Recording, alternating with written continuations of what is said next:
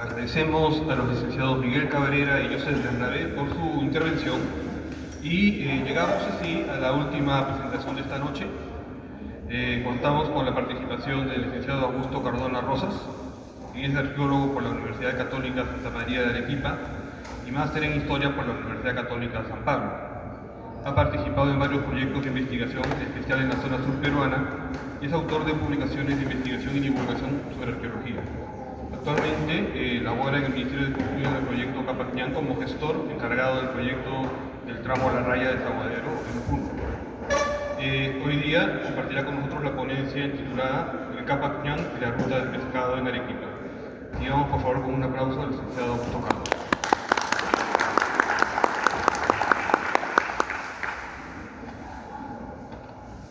Muy buenas noches. Es una verdadera aventura haber recorrido este camino que, dicho sea de paso, su mismo título lo dice, la ruta del pescado, y que recuerdo cuando estaba en el colegio, los profesores de historia nos decían el pescado llegaba fresco a las mesas del Inca en solo 2 días. La siguiente diapositiva, por favor. Bien, ¿cuál es este famoso camino que tanta, digamos, expectativa ha suscitado, especialmente desde la década del 50 del siglo pasado? Tenemos que pensar, darnos cuenta de que se habló que esa era la ruta más cercana que podía conducir entre la costa arequipeña y la capital del estado cusqueño, ¿no? La capital de los incas. Como vemos allí en la flecha, más o menos, se ha movido la flecha, caramba. Bueno, tenemos, si podemos localizar el Cusco, sale un camino marcado en naranja directamente hacia la costa que dice ahí Quebrada de la Vaca. Ya, ese camino, como lo podemos ver en la otra imagen, desde el Cusco son alrededor de 480 kilómetros. Parte de ese camino entre lo que es el extremo que se encuentra Tambobamba, ya en Apurímac, hacia el Cusco son alrededor de 80 kilómetros. Esa parte del camino lo ve la administración del Capac-Ñan Cusco. Nosotros, como Capac-Ñan Sede Nacional, nos encargamos de buscar cuál es esta famosa ruta, estudiarla y registrarla, para de esa manera pues ir comprendiendo qué era lo que venía aconteciendo en este lugar del territorio que tanta expectativa pues levantó, digamos, especialmente desde la década del siglo pasado, del 50 del siglo pasado. Desde Tambobamba hasta la costa tenemos 406 kilómetros de distancia. Y más los 70 que tenemos del Cusco, sonemos alrededor, como dije, 470, 480 kilómetros. Como los españoles decían, en toda esa ruta hay entre 70 y 80 leguas. Una legua española son más o menos casi 6 kilómetros. Y más o menos tiene cierta coincidencia lo que decían los españoles con respecto con los cronistas españoles, especialmente misioneros, con respecto a la distancia que estamos encontrando allí. Ahora, atravesarla en 2 días, eso es otra historia. Los pisos altitudinales que está atravesando este camino, si vemos en el extremo, estamos básicamente en la cuenca del Atlántico, porque ya es el río Apurímac, discurre hacia el Atlántico, y aquí, al occidente, hacia la costa, corresponde pues a la que se llama la cuenca occidental, o sea, estamos a este otro lado. Por lo tanto, si nos referimos a las ponencias que hubieron al principio de este seminario, esta noche, escuchando a la doctora Dushadi, al mismo ¿cómo se llama? Gonzalete, hablaban de la diversidad que tiene el territorio. Si lo sesgamos, hacemos el corte transversal, pues vamos a ver que estamos yendo desde el profundo cañón del Apurímac, que tiene básicamente un clima semitropical, a las altas punas, a la meseta parinacochana y luego a la costa desértica arequipeña. La siguiente, por favor. Bien, las referencias que se encuentran con respecto a ese camino son muchas de ellas hablan de, por ejemplo, Miguel Estepe, temprano en 1575, que hablan de que había 4 suyos. Uno era el famoso Conde Suyo o Cortisuyo, la región que habitaban los Cuntis, dice. Pedro Gutiérrez Santa Clara también dice que el Inca Tupac Yupanqui, cuando hubo cierto levantamiento, tuvo que agarrar rápidamente y bajar hacia la costa de Arequipa. ¿Por dónde? Por un camino que dice que venía por el lado de Apurímac y que llevaba hacia la costa que cae en Arequipa hacia el mar. Entonces existían ciertas referencias, como estamos viendo, que nos van dando indicios de que había una región que se llamaba el Contisuyo y que había un camino que llevaba hacia esta zona. Pedro Pizarro hace una referencia también similar, inclusive agarra y dice que eran 70 leguas, nos va dando una aproximación a la distancia. Giovanni Anelo Oliva más o menos también nos dice cómo fue construido el camino, y inclusive dicen que se echaban céspedes de tierra, ¿no? Que era de piedras y que se echaban céspedes de tierra, etcétera, para construir el camino. Cobo dice que tiraba hacia la provincia del Contisuyo y comarca de Arequipa. Ahora veamos que en el tiempo del que se llama del virreinato inicial, cuando se dan las primeras encomiendas y todo ello, pues los límites de lo que se decía comarca o lo que se decía una provincia no eran bien definidos. Entonces, ¿por qué? Porque todavía no se habían trazado mapas ni nada de ello. Entonces los repartimientos, especialmente los primeros repartimientos, eran realmente con límites bastante, digamos, relajados. Bien, después tenemos, por ejemplo, lo que dice García de la Vega, que es prácticamente lo mismo que dice Giovanni Anelo Oliva. Inclusive dice que era también con grandes piedras y también entremezcladas con céspedes. Y también que fuera el Inca Maitacapa. Y luego tenemos la crónica de moralizadora que se llama de Antonio de la Calancha, que otra vez nos vuelve a repetir, que se llama que es el territorio Inca estaba dividido en 4 suyos. La siguiente, por favor. Bien, y las referencias que tenemos sobre el pescado, en realidad no son muchas, pero son importantes.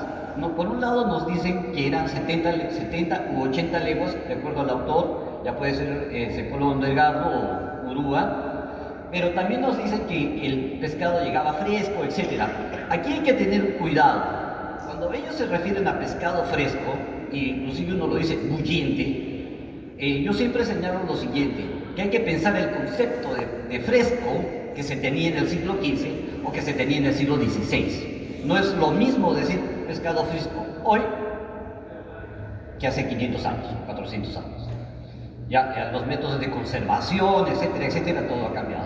Y Antonio Vázquez de Espinosa, es una nota más tardía, miren, desde 1623, habla de que en la costa arequipeña había diferentes pueblos de pescadores y se pescaba muchísimo pescado, etcétera, etcétera, y que era procesado para salarlo y llevarlo por toda la sierra, ¿no? Adentro del territorio, ¿no? Pero una cosa que llama la atención es que estamos hablando de una referencia de pescado. ¿Y qué ha pasado con los restos de recursos que seguro que estaba llegando y transitando a través de toda esta ruta? Estamos viendo que está cruzando el territorio desde la cuenca básicamente del Atlántico hacia la cuenca, hacia el Pacífico, y por múltiples pisos ecológicos donde hay pastizales extensos como la meseta parinacochana, con pastos increíbles que inclusive van a ser parte de en la época ya republicana. Los ganados que se criaban ahí venían en vapor hasta Lima, solamente para ejemplificarlo, llegaban en vapor hasta Lima, y cuando llegaban al Callao, en el Callao vienen los chalacos, y ellos se han quedado ahora con el apelativo de chalacos, ¿no? Porque llegaba el ganado de esta zona, el ganado vacuno, al Callao, y evitaban los chalacos. Los chalacos, ¿quiénes son los chalacos? Los de Chala, ahora son los de Callao. Bueno, la siguiente, por favor. Bien, pero ahora comprender finalmente cuál fue el Contisuyo, cuál es esa región del Contisuyo de la que están hablando los autores. Hay múltiples mapas que se han levantado con respecto a lo que es el Contisuyo, ¿ya? Y se señaló, como vamos a verlo luego, que este era el camino que inclusive llevaba hacia el Contisuyo. A partir de los trabajos que realizó la doctora Catherine Yulín y otros autores, y lo que hemos venido nosotros también revisando en las fuentes, lo que encontramos es ese trazo verde, en el mapa que está aquí a la derecha, de que el Constituyo parece corresponder a toda esa área que la tenemos ahí con la línea verde segmentada. ¿Ya? ¿Eso a partir de qué?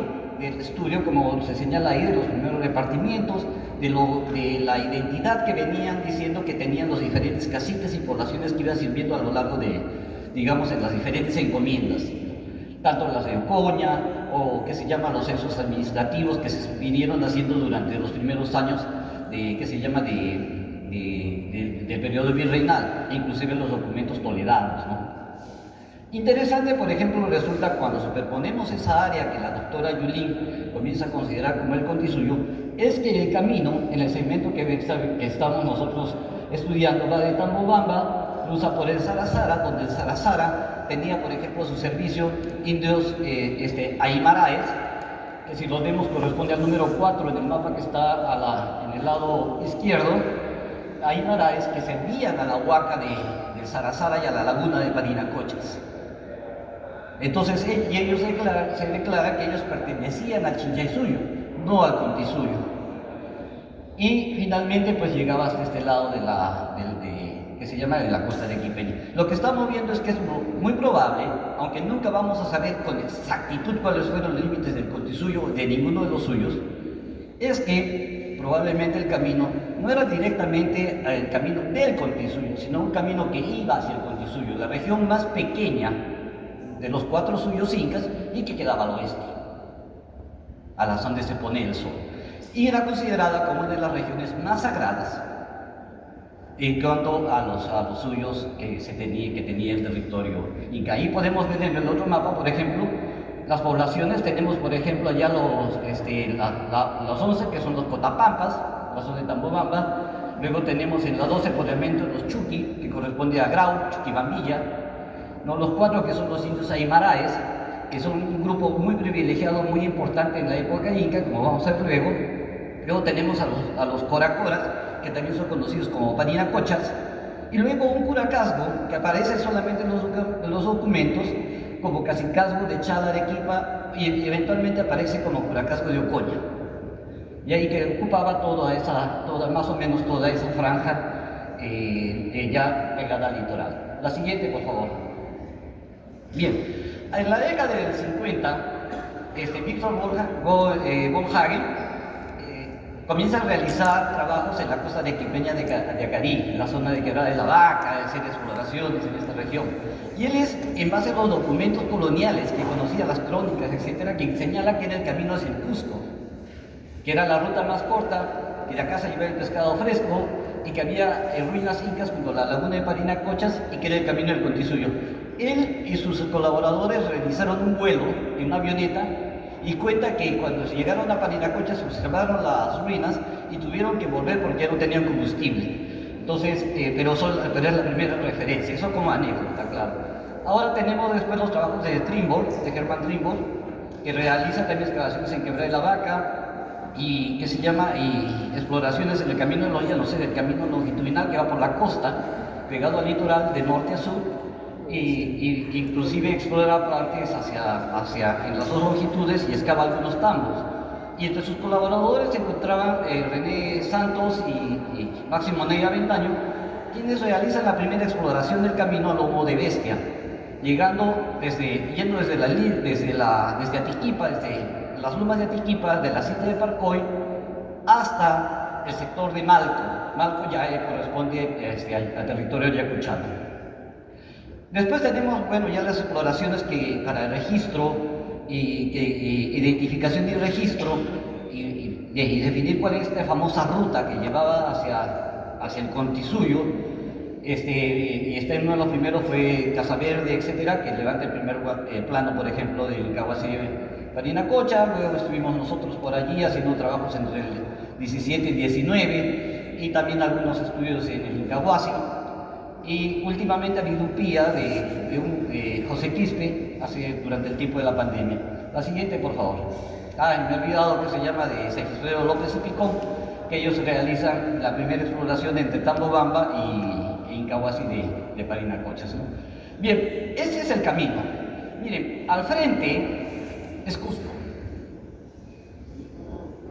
Y luego viene el primer corte, allá al fondo se encuentra el cañón de la Purima, más de 500 metros de diferencia de nivel, ¿no? El camino es como el que estamos viendo en la foto del medio, un camino con un muro de sostenimiento, a veces con cortes en la roca, una plataforma para darle transitabilidad, no más de 3 metros de ancho, y que viene subiendo, zigzagueando por las laderas, pues hasta alcanzar las planicies. Y las planicies toman la característica del camino que se encuentra a la izquierda, más de entre 10 a 15 metros de ancho, muy despejado, como que limitado por piedras. Y aún así en espacios cortos, aún así que encuentre espacios cortos, llanos, va a tomar esta característica que lo va a acompañar en general a lo largo casi de todo el trayecto. En los lugares donde encuentra bofedales, o sea, donde hay mucha agua, el terreno es inundable, el camino va a seguir siendo delimitado. Pero lo que vamos a encontrar ahí, por ejemplo, es que han colocado piedras planas para facilitar el tránsito y pues no anegarse, meterse pues en el lodo, ¿no? Y permitir el tránsito con mayor fluidez. La siguiente, por favor. Cuando ya nos acercamos a la laguna, a la meseta Parinacochana, el camino sigue teniendo las mismas características como ustedes ven. Sin embargo, la erosión en esta zona es bastante fuerte, porque ya las condiciones climáticas también van cambiando, ¿no? Y la inclinación ahora ya hacia occidente, hace que las lluvias sean más, digamos, saltadas por años, ¿no? Entonces los suelos a veces se encuentran más expuestos, con menos pastos, y cuando cae la lluvia, pues digamos, el lavado del suelo es más profundo, ¿no? Entonces exponiéndose mucho más el suelo. El camino siempre trata de acompañar desde donde ya comienza a tener visual con el Sara, trata de siempre mantenerlo en la vista. Y eso va a ser una cosa bastante interesante e importante que vamos a tener con respecto al camino, porque no es lo mismo que nosotros caminemos ahora el camino que el concepto de cómo se caminaba hace 500 años. Porque antes no solamente era el hecho de caminar, sino que el camino iba teniendo significados. Y uno de ellos es el significado, por ejemplo, ritual, sagrado que tenía, ¿no? La siguiente, por favor. Nuevamente el camino, en ese sector de Jolpabamba, ¿no? Las mismas características, el mismo ancho, o sea, es muy regular el camino, muy regular. Y las apachitas aparecen desde Tambobamba, o sea, desde Apurímac, hasta cerca de, pasando el Incahuasi, un poquito cuando ya comenzamos el descenso hacia la costa, aparecen las apachetas, luego desaparecen, ya no hay más. Y la pregunta es, ¿por qué ya no encontramos apachetas cuando ya estamos bajando hacia la costa? Una de las posibles hipótesis es que dejamos de tener la visión hacia el Sara. La siguiente, por favor. Ese es el Sara, la laguna de Parinacochas. No solo es un escenario, pues, hermoso, sino que el Sara, como cualquier otra montaña, especialmente las cumbres volcánicas que están mirando al occidente, pues son, de acuerdo a los mitos andinos, los lugares de donde iban los muertos o de donde salían las personas, igual que en la laguna. Y el binomio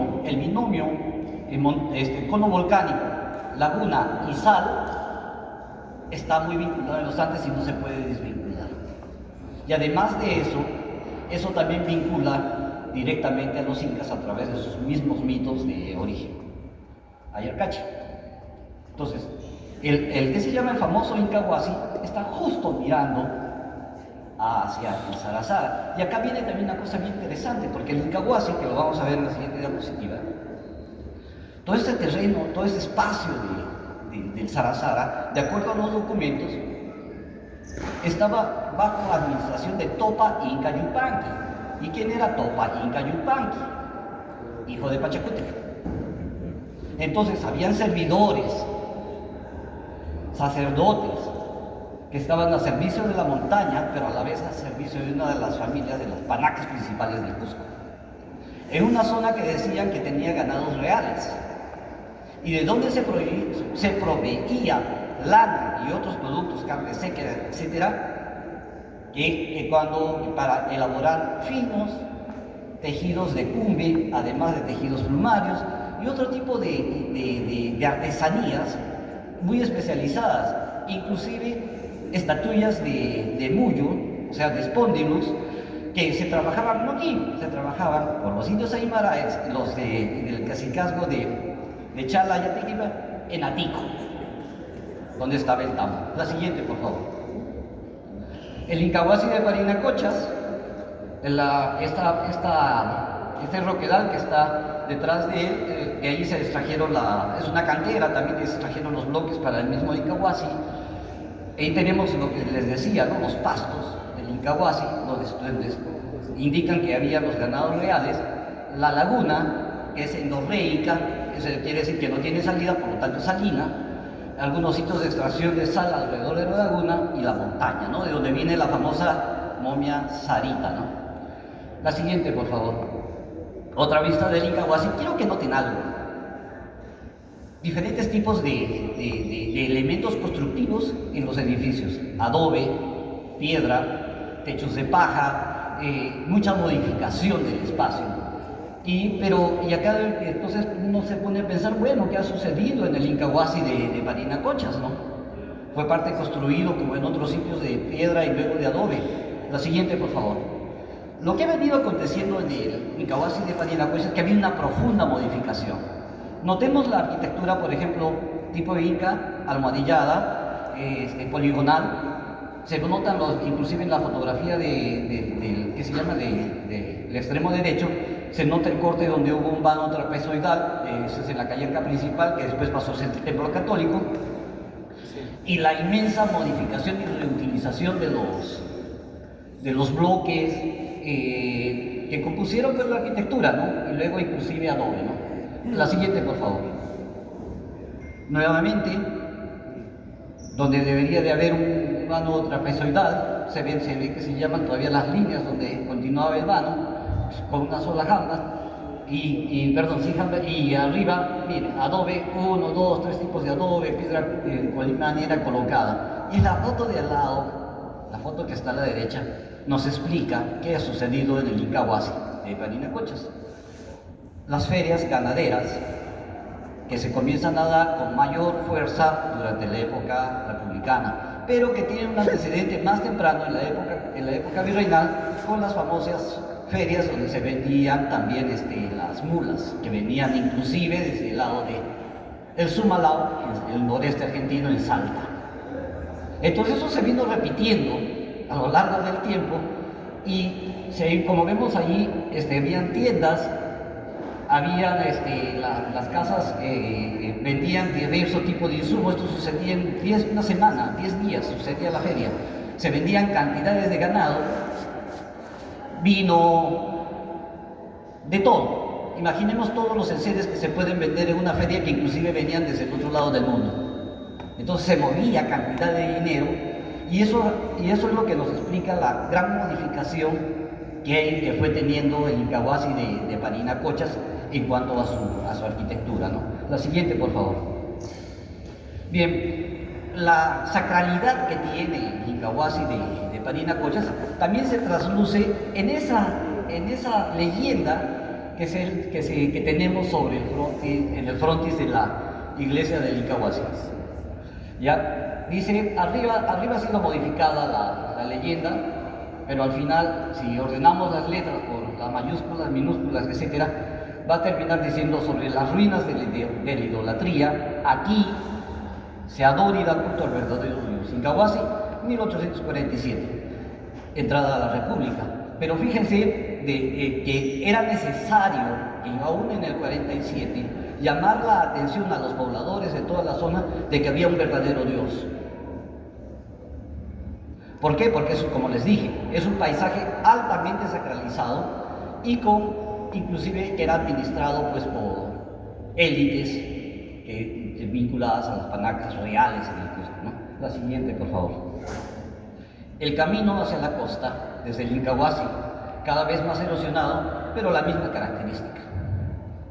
Siempre tendiendo a la linealidad. Y a veces alcanza, como en este caso, alcanza algunos 20 hasta 20 metros. Bueno, continúa de esa manera, estamos llegando ya casi a Malco. En Malco hay un sitio bastante grande que está en realidad alejado con un ramal, sale del camino principal y llega a este sitio, que tiene las características de los sitios típicos chancatardinos, ¿no? La siguiente, por favor. Muchos de los sitios ya bajándose a la costa, noten la aridez. Al fondo de la imagen superior se notan esas estrías de las que estaba hablando Joseph hace un rato, de los tipos de caminos que aparecen como senderos múltiples, ¿no? Se ve en la parte alta. Decimos entonces el camino ya cambió hacia la costa, ¿no? Ya es otro tipo. Resulta interesante porque cuando revisas esos segmentos que están altamente transitados y marcados de esa manera, a veces encuentras que si cada cierta distancia aún se encuentran marcadores de lo que fue el camino original. Lo que pasa es que por ahí bajó el canado del Pariracochas hacia el puerto de Chala y iba pues barriendo todo el camino, ¿no? Y bueno, muchos de los sitios que encontramos en el camino, pequeños campamentos a lo largo del desierto que tienen una data mucho más temprana. Y el de allá tenemos el sitio de Inca Pincuyuni, que significa donde el Inca tocaba la quena o el pincuyo, ¿no? Eso es uno de los pocos tambos que encontramos en toda la ruta, así formales. El camino pasa por medio del corralón, ese cerco grandote, ¿no? Como se puede ver en el croquis arriba. Y bueno, después de este lado ya da continuidad y bajas directamente ya a la costa, ¿no? La siguiente, por favor. Nuevamente aquí el camino ya adquiere otra característica por el espacio que está transitando, porque acá tuvieron que despejar las piedras para hacer más o menos un área de paso, ¿no?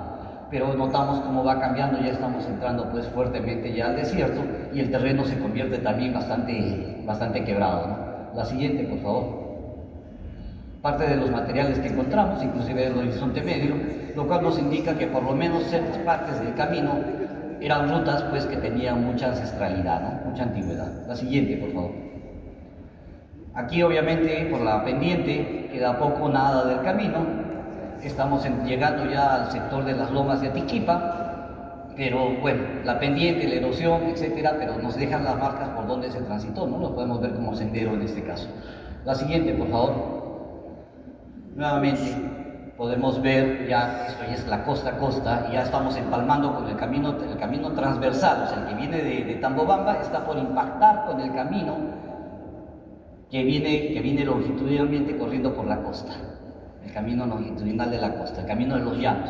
Este está muy cerca a ese lado, estamos a 200 metros, algo así, pero esta es la característica que tiene el camino que viene bajando, ¿no? En esta parte del desierto, el terreno suelto, arenoso, ¿no? Ha sido marcado así profundamente por la huella, por el tránsito pues, de las bestias, ¿no? La siguiente, por favor. El sitio Carhuamarca. Este es uno de los sitios que se encuentra ya dentro de las lomas de Atiquipa. Las lomas de Atiquipa es un espacio nebulogénico que tiene más o menos una antigüedad de más de 10.000 años de antigüedad. Ahora estoy siendo cacafónico, perdón. Y lo importante de todo ello es que en estas lomas, hasta la época reciente, los ganaderos de las partes altas aún bajan su ganado para que agarre y paste en las lomas mientras ellos hacen otras actividades pegadas al litoral. Se dedican ahora a la minería, dejan su ganado ahí, se dedican a la pesca, etcétera, y luego lo recogen ya más o menos engordado y se lo llevan, ¿no? Esto ya trabajan con la comunidad campesina de Atiquipa. Pero es un sitio compuesto por muchos recintos y muchos corrales alrededor, ¿no? Y está articulado por el camino, porque ahí en la imagen, por ejemplo, de la izquierda tenemos, ¿no? El camino que está entrando y el camino que va saliendo del sitio que se llama de Carhuamarca, ¿no? La siguiente, por favor. Bueno, para ejemplificar el camino a este lado, ya en el sitio de Carhuamarca se ve delimitado con piedras, etcétera, y lo que es el espacio de las lomas de Atiquipa, ¿no? Una fuente de agua, una fuente de vida, inclusive hay un cangrejito que es la pancora del río, que solamente se encuentra en el sur de Chile o lo puedes encontrar ya en Tumbes, ¿no? Ya no lo encuentras en otra parte del litoral. La siguiente, por favor. El sitio Quebrada de la Vaca, que ahora se llama Puerto Inca.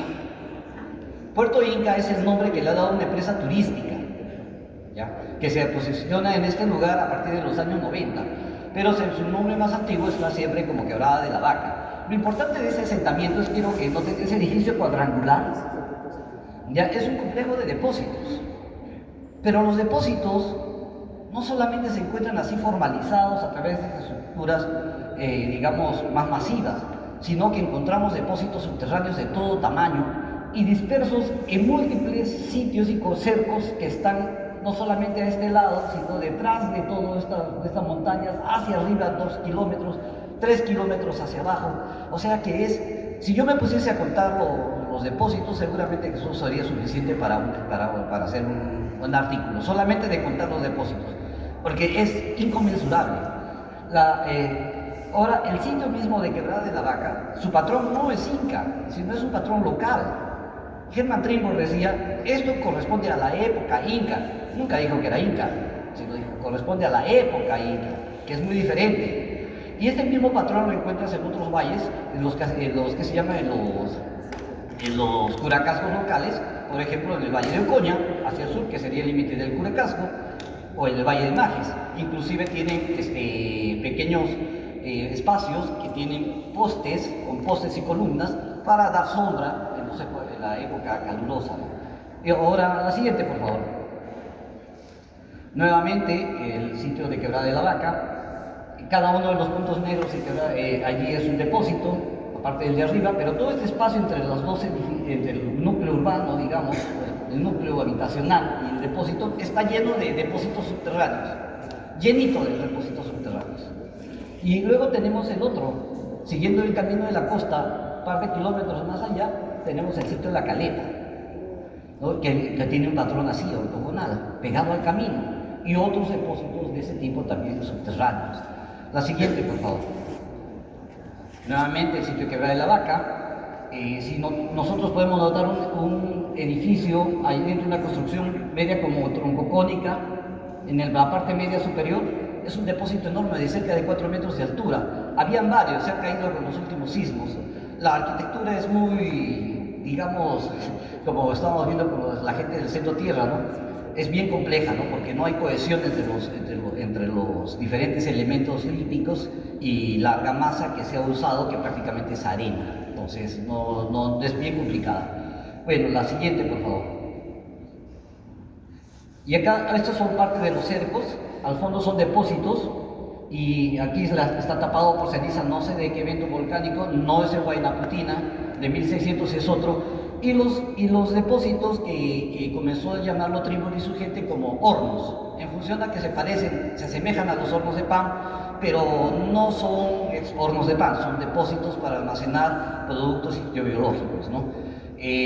Un trabajo de Mundo Corrales etnológico, de corte etnológico en la década de los 70, informaba que muchos depósitos en la costa de Islay se seguían usando para almacenar cochayuyo. La siguiente, por favor.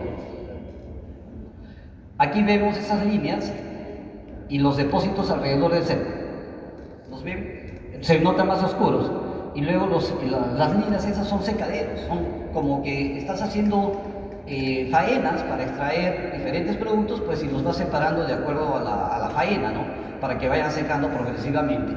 Y lo que vemos ahí es una tumba bastante grande, una estructura funeraria. Lo interesante es que en esta tumba que excavó el equipo de Herman Trimble, se subieron una serie de tejidos de lana y de algodón también, muy finos, que luego fueron analizados y comparados con los que se encontró en el sitio de Tambo Viejo, en el Valle de Acarí. Y resulta que son los mismos, de la misma calidad, de la misma técnica, muy estandarizados, y de acuerdo a las palabras mismas de Grace Caterman, dice, existía una producción muy estandarizada y elaborada, que se llama a lo largo de la costa de la costa norte de Arequipa, ¿no? La siguiente, por favor. El camino de la costa, el camino longitudinal con el cual articula. La siguiente, por favor. Nuevamente el sitio en este caso de la Caleta, y allá tenemos el otro que es Oscoyo, ya es un sitio de pescadores, aún más al sur, y es para más o menos ir dándonos idea de la riqueza biológica que hay en la zona, ¿no? La siguiente, nuevamente el camino longitudinal, que sigue, la que sigue. Ay, bueno, a lo que voy. Bueno, son diferentes documentos, ¿no?, que se han ido analizando, estudiando, etcétera, para ir viendo lo que acontecía. A lo que voy, que esta ruta, que viene desde el lado del Cusco, desde la vertiente perteneciente al Atlántico, hacia la costa, no era pues una ruta porque únicamente abastecía de pescado de la riqueza marítima, sino, como vemos en los documentos, proveían otro tipo de cosas, además de tejidos finísimos. También se trabajaban subzonas o jotas, matos pirograbados, objetos de muyo que dicen que venían, inclusive que se tributaban del lado que venían por la ruta de Huancavelica. Entonces, sí, el siguiente, por favor, para que vayan viendo, pueden ir leyendo acá. Entonces, y además les preguntaban si también tributaban en oro. Y ellos, algunos declararon que no, oro no sabemos. Pero sí, después se nota que los tributos sí comenzaron cada vez a tributar más con oro, ¿no? Entonces, eso es bastante interesante porque lo que trato de explicar es que entre la zona de Atico y la zona de Acarí y esta zona de Quebrada de la Vaca, hay que entenderla como una especie de delta o de embudo invertido, en el cual se está produciendo una gran cantidad de productos diferentes que eran administrados inclusive, como dicen los documentos, a través de los indios que se llaman aymaraes, de los indios aymaraes, que eran los mismos que estaban sirviendo, recuerden, en el templo de Parinacochas. Entonces, en toda esta zona estaba fluyendo una gran cantidad de productos, que seguramente parte se derivaban hacia otras regiones. Y es por eso que inclusive narran que inclusive se producían tejidos plumados, porque claro, ya estamos entrando a la que se llama la vertiente del Atlántico, y obviamente esta ruta, debido de seguir interconectada, pues que se llama con el Antisuyo. Entonces era una zona altamente ritual, era una zona que conectaba dos cuencas y era una zona altamente productiva, ¿no? Entendámoslas así. Muchísimas gracias.